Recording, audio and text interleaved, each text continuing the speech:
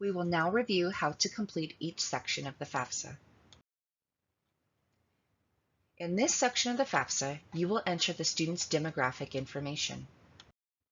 Here you will enter your personal information, including your social security number, name, and date of birth. Be sure to enter your name exactly as it appears on your social security card.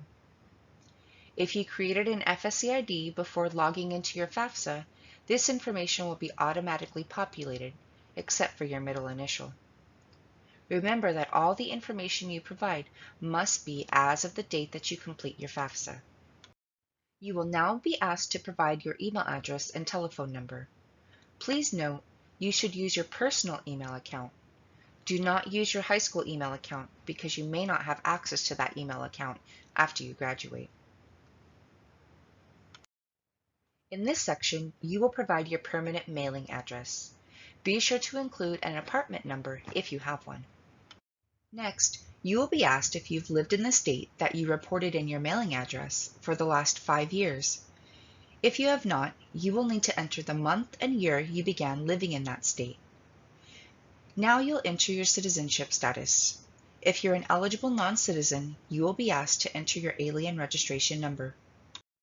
Next, you will enter what you anticipate your high school completion status to be when you begin college in the 21-22 school year. If you are a current high school student and you expect to graduate before you begin attending college next year, you will indicate high school diploma as your response to this question. If you do not end up receiving a diploma or the equivalent, it's important that you notify the financial aid office at the school you plan to attend to avoid receiving financial aid and having to pay it back. You will then select the college degree or certificate you'll be working on when you begin the 21-22 school year. If you plan to transfer to a university to earn a bachelor's degree after attending a community college, enter first bachelor's degree. If you will not have a bachelor's degree before the start of the 21-22 school year, answer no to the next question. If you are currently in high school, you should enter no when asked, will you have your first bachelor's degree before you begin the 21-22 school year? Next, enter what your college grade level will be at the beginning of the 21-22 school year. If you're currently in high school, you will enter never attended college first year, even if you've taken college courses while you were in high school.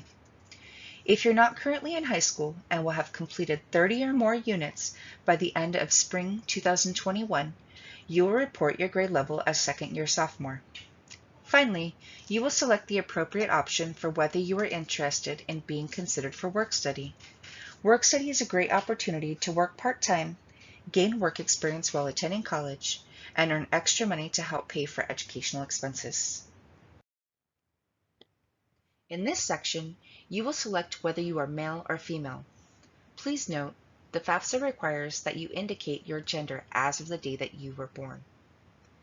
If you indicate you are male, you will be asked whether or not you have registered with Selective Service.